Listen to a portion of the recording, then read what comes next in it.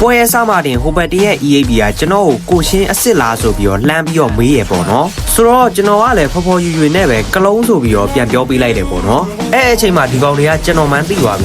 ပြီဆိုတော့တမိသားစုလုံးခေါ်ပြီးတော့အာလီဂိမ်းတမိနဲ့ပဲရှိသေးရဲ့ဘက်ကိုမြန်မာလိုကြီးကိုမှလာတိုက်တော့တာအဲ့အချိန်မှာကျွန်တော်ကလည်းလာတဲ့ကောင်တွေအကုန်လုံးကိုတယောက်ပြီးတယောက်အဲ့လိုအကုန်လုံးကိုကေးပေးလိုက်တာနောက်ဆုံးတော့မီနီရဲ့ရသွားရဲ့ပေါ့နော်အဲ့လိုမျိုးမီနီရဲ့ရသွားတော့ဒီကောင်တွေကကျွန်တော်ကိုအိုင်တော့ဟာဘာညာဆိုပြီးတော့ပြန်ပြောရပေါ့နော်ဒီလိုမျိုးပြောခဲ့ပြီဆိုရင်ဒီပွဲကိုကျွန်တော်ကရှုံးလို့မရတော့ဘူးဗျာအဲ့ဆိုတော့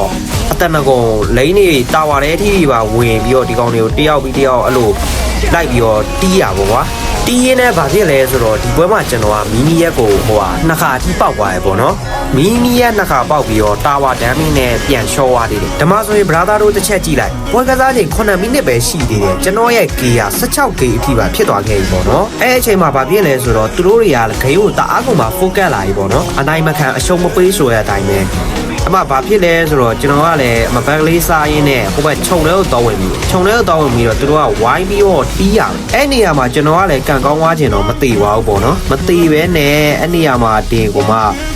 နှစ်ကောင်သုံးကောင်လောက်ကိုပြန်ရလိုက်တယ်ပေါ့နော်တွေးထင်ကတ်နေတယ်ဒီပွဲမှာဆိုရင်ကျွန်တော်ကအဲ့လိုမျိုးစောနေနေပဲမီနီရက်ကို3ကအထိပါပေါက်သွားခဲ့ရပေါ့နော်ဆိုတော့ဒီနားမှာတင်ဟိုဘက်တင်ကမိတ်တွေတန်းနေဂျန်ဂလာတွေအဲ့လိုမျိုးကင်းနဲ့မီနီရက်ကိုနောက်တစ်ခါပါထပ်ပြီးတော့ပေါက်သွားခဲ့သေးရဲ့ဗျအဲ့မှာတင်သူတို့ကဆက်မစောတော့ပဲနဲ့အရှုံးပေးသွားရပေါ့နော်အဲ့ဒါနဲ့ပဲကျွန်တော်ကလည်း10မိနစ်ဆိုတဲ့အနေထားမှာမီနီရက်3ကအထိပေါက်ပြီးတော့23ဂိမ်းနဲ့နိုင်သွားခဲ့တယ်ပေါ့နော်